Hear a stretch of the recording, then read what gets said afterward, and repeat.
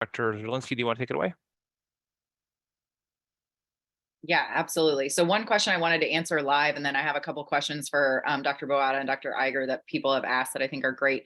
But one quick question was, if a program that you apply to has the option to interview in person, should you be going in person to really show interest? I will say that from a orthopedics perspective, at least, I think kind of nationwide programs are not supposed to be giving you the option to do virtual or come in person. Dylan and Christina, maybe you guys can touch on this more since you more recently went through the experience. But if they give you the option to come in person, it's kind of like an undertone of hey, we're sort of coercing or expecting you to come in person because they're sort of trying to probably assess in some way your interest in that program, even if they say that they're not doing that. The reality is that, if they're offering you two options, usually it is going to be better for you to go in person to show your interest and your commitment to that program.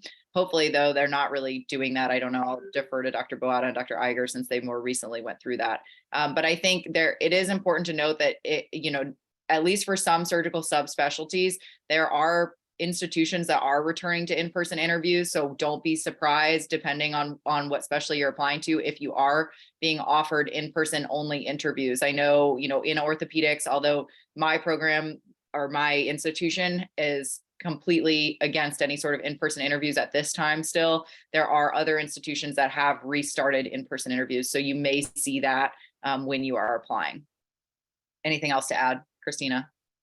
Yeah, absolutely. I'll just piggyback off that. So I was the first round of virtual interviews. There was no in person because it was truly in the throes of the pandemic. But I do have plenty of friends from medical school who applied recently as last year, one of whom was in orthopedics, and she did have many in-person interviews. So I would say it's definitely specialty specific. In neurology, they are all virtual. And typically what they'll do is offer a second look weekend and give you a time to come. And we had this past spring, many people who interviewed at our program coming, and we would take them to rounds, to our noon conferences, and kind of show them around campus and around the city. But I would say if you have the ability to go to an in-person interview and there's a specific place that you would like to go to that they are offering it, it's going to be really helpful. And as somebody who did almost exclusively, all virtual interviews and then went after the fact to check out the places, it is, in your interest, if you can, to visit the places that you may ultimately spend your training in, because it's in a significant amount of time. Awesome. One other question, because I know you have to leave, is just regarding virtual interviews. Should students be memorizing or typing out a specific response to most frequently asked questions and memorizing that? What is your thought on that? Yeah, so I think that's a great question. I advise you all to be prepared, but to not be memorizing a script. It will be pretty apparent if you are just reciting the same sorts of phrases over and over and over again. So there are on the internet, widely available, many lists of commonly asked interview questions, and you should be ready for those.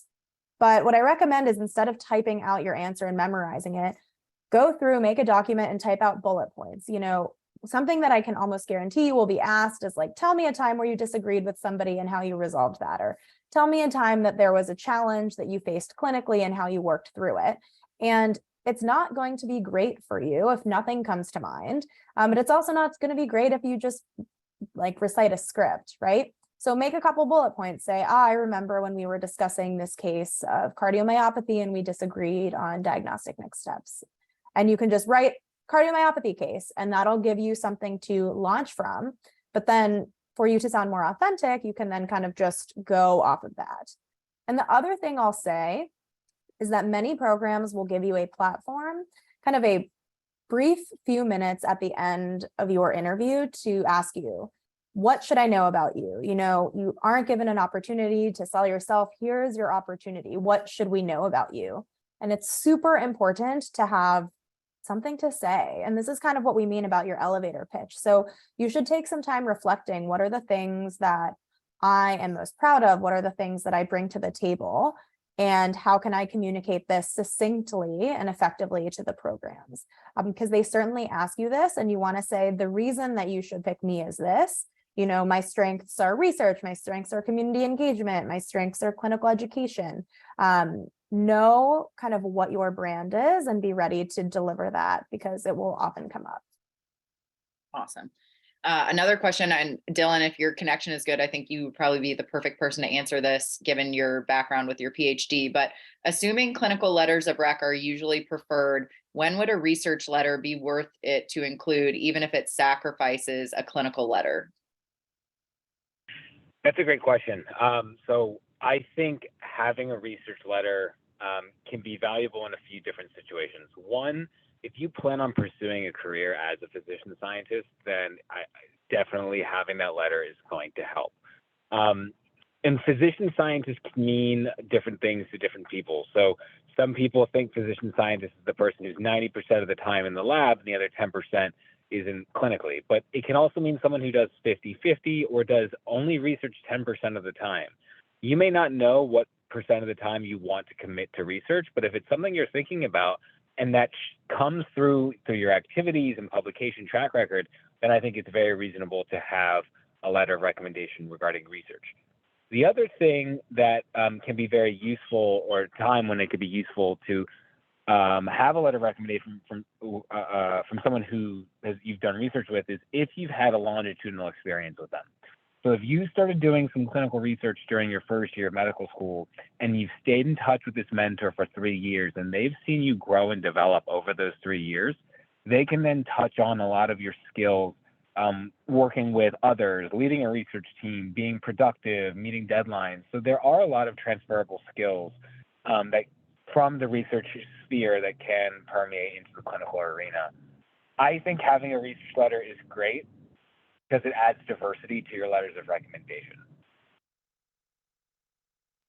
Awesome. I completely agree with that. And I think ultimately, I know we don't have a session planned today on letters of recommendation, but as a whole, I think that the best letters of recommendation are those that come from people who truly know you and have spent a good amount of time with you, so that they can comment on your skills, on who you are as a person, in a really in-depth way that comes across as being very authentic. So I think, you know, if you did do research with somebody and you spent a good chunk of time with that person, and they can really talk about the caliber of person and applicant that you are, that will strengthen your application. And I think at the end of the day as well, it's important to know that just like, you know, multiple versions of personal statements, you can have as many letters of rec writers as you'd like. You just send them each a separate link, and then they will upload a letter of recommendation for you. And then you can choose where you send those letters of recommendation. So you can attach, just like an individualized personal statement,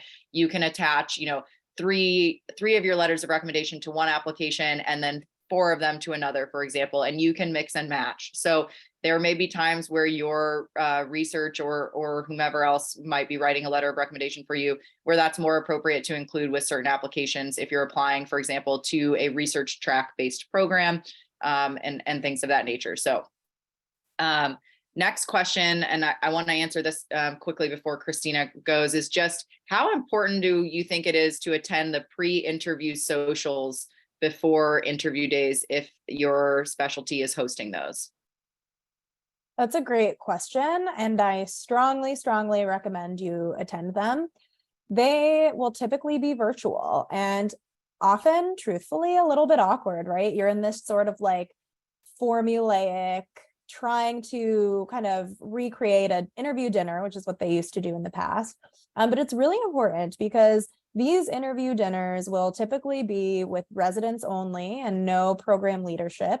It's going to be information and kind of experience that you can gain that will not impact your residency ranking typically whatsoever, right? The interview dinner is really meant for you. And it's the place where you can get some of the most honest answers from people in the program about their experience. I typically would always ask them, like, what was the thing that most surprised you positively and negatively? You want to learn kind of the scope of the training program and where they have room to grow and where they really shine.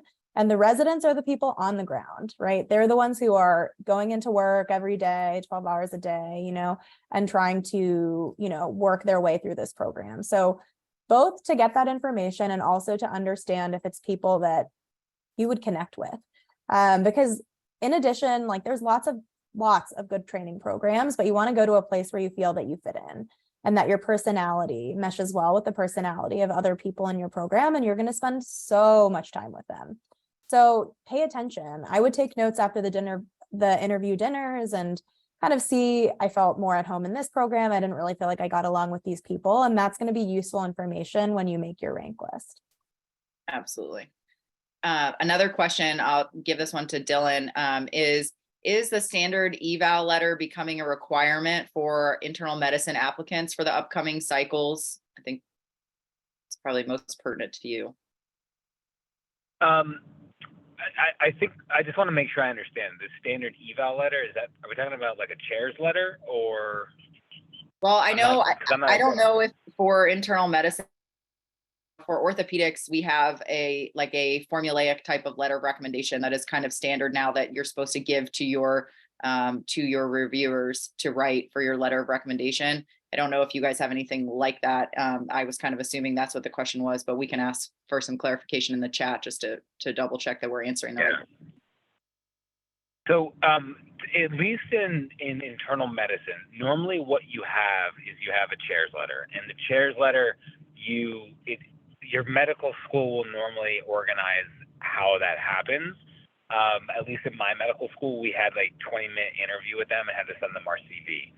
And then they wrote a very standardized letter that it doesn't really add anything. It just gives the program the chair's stamp of approval. But I will say the requirements are very program specific. So I'd say the most of the medicine programs I applied to, one of my 4 letters of recommendation had to be a chair's letter. So I don't think there was any formal letter of evaluation, but that's what they were looking for. Maybe that's what they're referring to. But again, it depends on the specialty, but in medicine, it's most commonly a chair's letter.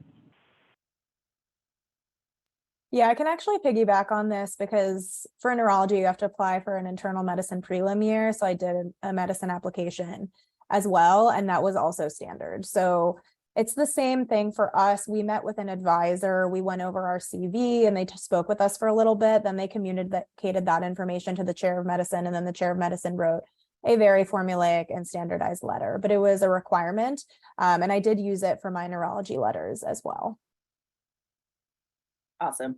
And yeah, I appreciate whoever wrote in the chat. The standardized eval letter is kind of, I know that there are certain programs who are using it, or the standardized letter of evaluation, which previously was called the SLOR, the standardized letter of recommendation. I'm glad they renamed it. Sounded a little funny, but ultimately I know medicine, those are required. As you wrote in the chat, all of your letters of recommendation have to be formulated in that way. And there is a template that you typically download from the emergency medicine kind of academy, emergency medicine website, essentially. And it's the same for orthopedics with our standardized letter of evaluation. However, I will say that, again, to Dr. Iger's point, you need to be very critical and make sure that you're looking at what is allowed, depending on the program that you're applying to. There are some programs, like all emergency medicine programs are using that same standardized letter for emergency medicine applicants. But I know within orthopedics, there are programs who do not want to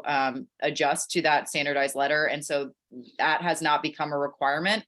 And I don't think that that's a requirement yet for internal medicine either. But I would urge you to just make sure that you're doing your research and reading what is required on individual websites, because there are some individual programs who will say, we expect you to submit 3 letters of recommendation in the format of the standardized letter of evaluation, for example. So you want to make sure that you're evaluating that ahead of time on some websites to figure out what is required by certain programs. You don't want it. The last thing you want to do is probably try to reach out to somebody for a letter of recommendation and then have to say, oh, sorry, you wrote this in a narrative kind of paragraph type style, and actually I need you to submit it in this other form. So try to minimize the number of times that you're asking people for letters of recommendation and be prepared before you ask for it. Excellent. Another question that I think we're we're sort of touching on, but do you guys have any other advice for students? The question was, if we haven't really interacted with the chairperson, how can we receive a strong chair letter? It sounds like your program set up individualized meetings, but do you have any other advice on that topic? I think it's probably pretty institution specific, but.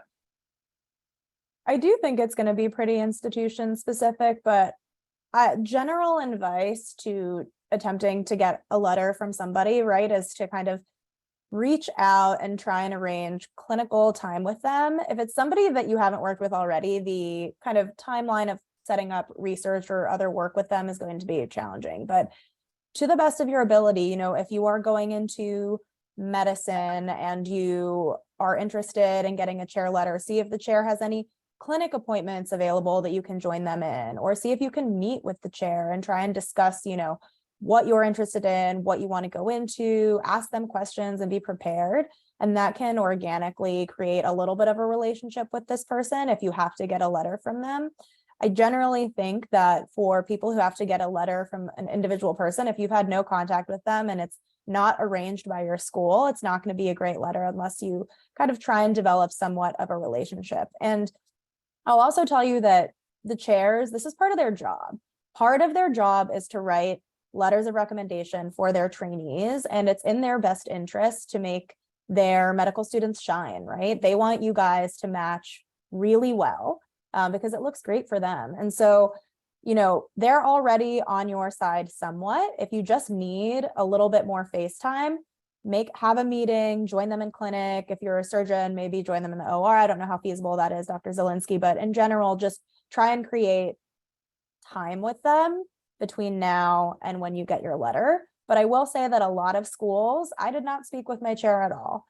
I had the standardized interview with one of the kind of residency faculty members whose job it was. I gave them all my information and then they generated the letter. And that's what every single person did. Awesome. Thank you for that. Another question that came up is, do you think it's problematic to have a bunch of your letters be from a person in the same subspecialty? So for example, 3 letters from nephrologists, or, you know, 3 letters from like arthroplasty surgeons. I guess I can relate with orthopedics that way.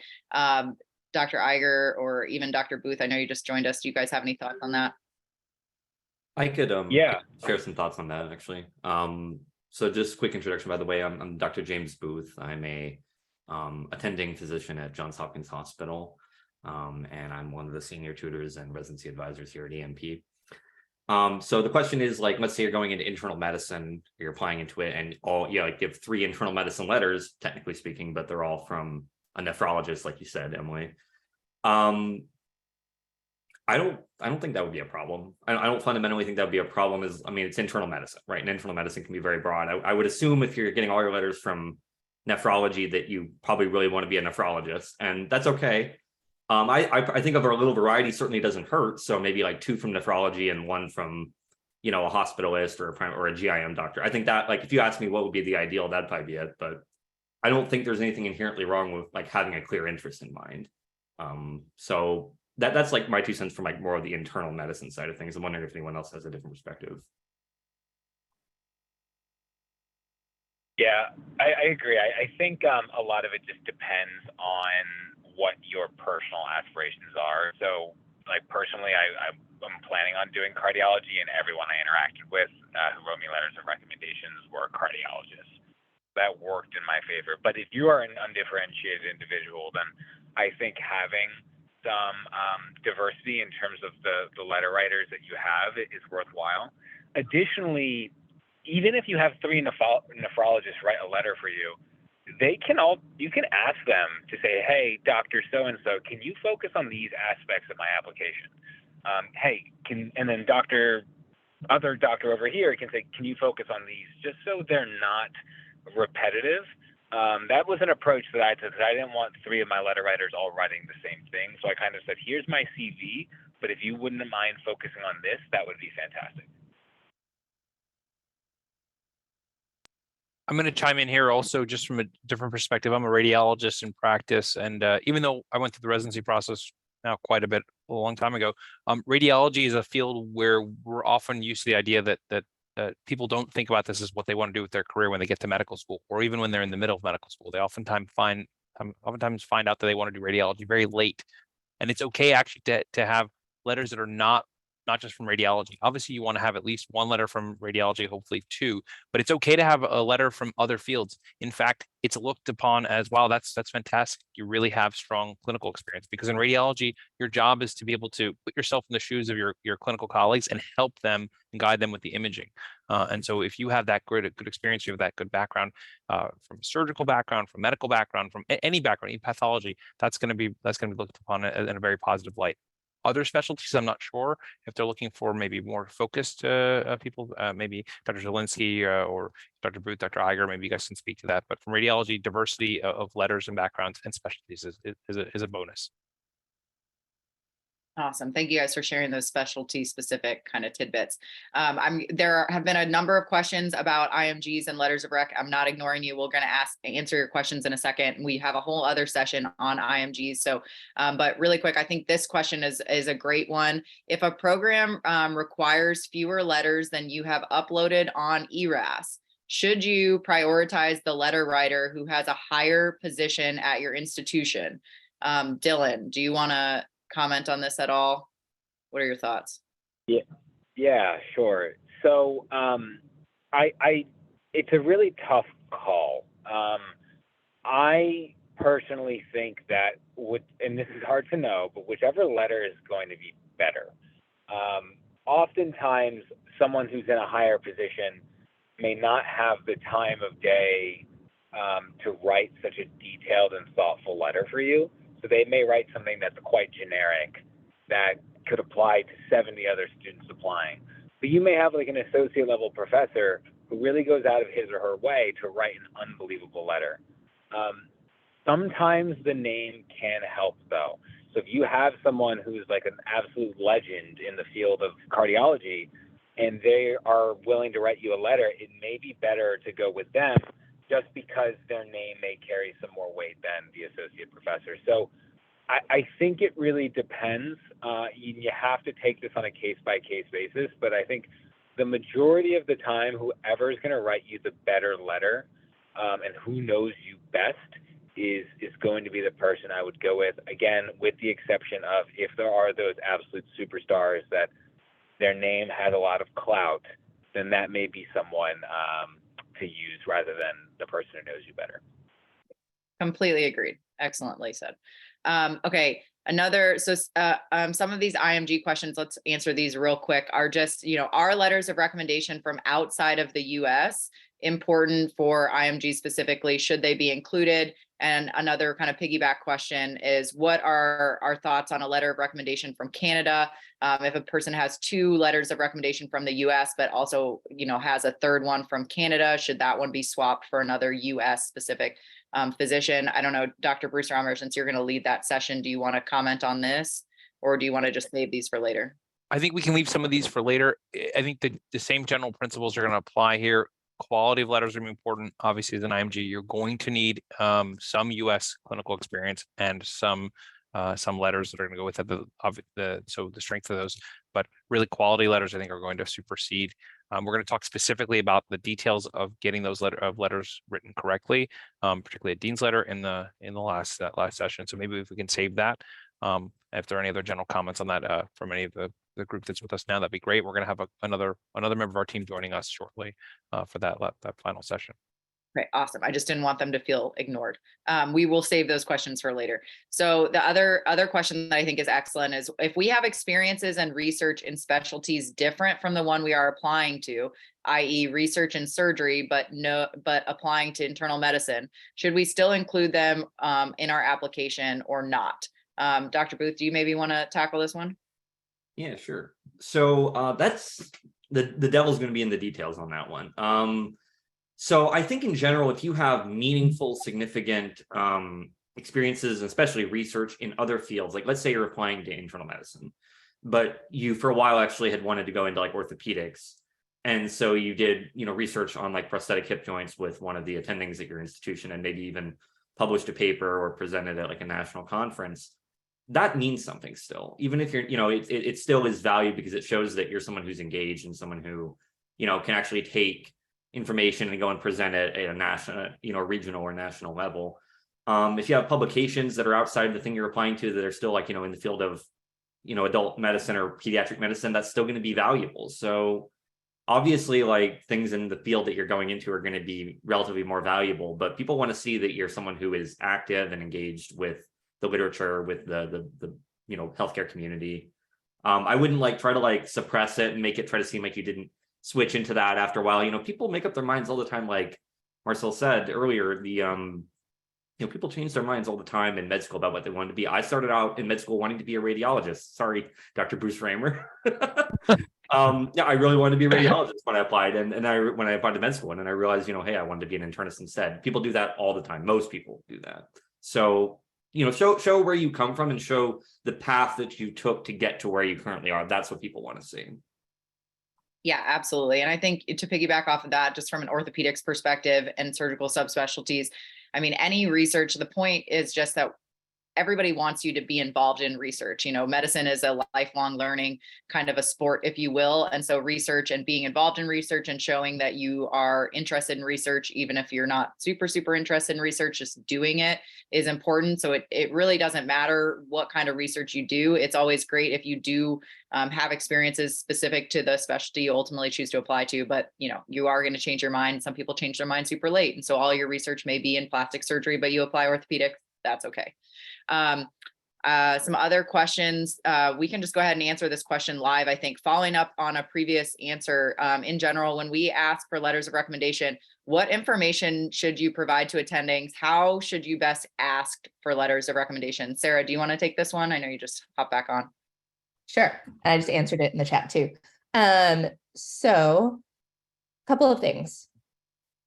If you can, in terms of the how to ask, in person is always better than an email, but in this day and age, email will work. When you're asking, you want to be specific about what your goals are. So what specialty you're applying into? Are you trying to go to a certain region? Are there, what are your career goals? So for example, if you're applying in internal medicine, you can tell them that my goal is to become a palm crit attending. And so they can kind of focus their letter about you, about things that are relevant to your career trajectory. You should always include your CV. That way they can highlight key experiences in their letter outside of their experience with you directly. And third, usually I would recommend including your personal statement. It may not be your final draft, but if you send them a personal statement, it gives them a sense of what themes you're really bringing out in your application, your career goals, and might give them a better sense of who you are. If you worked with them for 2 weeks on a clinical rotation, reading your personal statement might give them a sense of, oh, they've done a ton of research, or, they've done this really amazing volunteer work that I didn't know about. And so can give you a more well-rounded letter from someone. I don't know if anyone else has anything to add that you would include in that. I just chime in and add one thing. I've written on behalf of my principal investigator letters of recommendation for some students in our lab. But when I'm writing them, it is, as Dr. Godfrey was mentioning, it is so helpful when the person who's asking for the letter tells me exactly what they want included, because then it takes the thinking out of it. And it honestly helps the applicant, because then they can kind of tailor their letters to be written to highlight different applications for different letter writers. So the more information that you can give them, the better. Knowing that at the end of the day, he or she, whoever's writing the letter, is going to make the final call. But at least personally, when people ask me for letters and they're like, Dylan, I want you to highlight these 6 things, I'm like, cool. I know exactly what to write. I can bang this out in a few minutes and I'm good to go. So I think the more explicit you can be, the better. Awesome. I think we're going to end the Q&A session really quick, but I want to chime in just one other thing that I think is really important, at least from an orthopedics perspective. I don't know how you guys feel about this from a more medicine standpoint, but when you do ask for a letter of recommendation, I think it's important to ask and say, can you write me a strong letter of recommendation, or would you be willing to write me a strong letter of recommendation? It sounds awkward and it sounds a little bit crazy to be like, does that really matter? But ultimately, It does, because there are unfortunately some circumstances in which a review or a letter writer may, if you just say, can you write me a letter of recommendation, depending on how they felt about their interactions with you, that letter may not be a super strong letter. And so I think it's important to say initially, can you write me a strong letter? And if they tell you no, I don't know that I've had enough experience with you, I wouldn't feel comfortable writing that letter, use that to your benefit and find somebody else. Because the last thing that you want with your application is to have a bunch of kind of just average or less than average, even letters of recommendation that you aren't aware of. So have these kind of candid conversations with your letter writers and just allow them to be honest and appreciate the honesty. They can write you, I had one faculty member who said, I can only write about your clinical experience. I don't feel comfortable writing about how good you are at research because I didn't do research with you. And I accepted that. And I said, that's fine. I'm going to have this be one more clinically oriented letter. And so that's what I tell my students too. Just have those conversations and really ask so that you know what kind of letters you're going to get, and then use the rest of the advice that Sarah and Dylan said as well to really make sure that your letters of recommendation are representative of who you are and the candidate that you are. So I would tack onto that to be very hesitant of anyone who asks you to write your own letter. That comes up every once in a while where you'll ask someone, they say, well, I don't really have the time. If you write it, I'll sign it. You don't have the experience to write a really great letter of recommendation. Even if it seems like maybe it's great and you can say whatever you want about yourself, I would be hesitant about someone who doesn't have the time to really write the letter for you. Okay, great. These are fantastic questions. We've come up just a little bit over time, but that's okay. We're going to jump into our next session, which is going to be on addressing red flags and replying. So we're going to stop the recording here.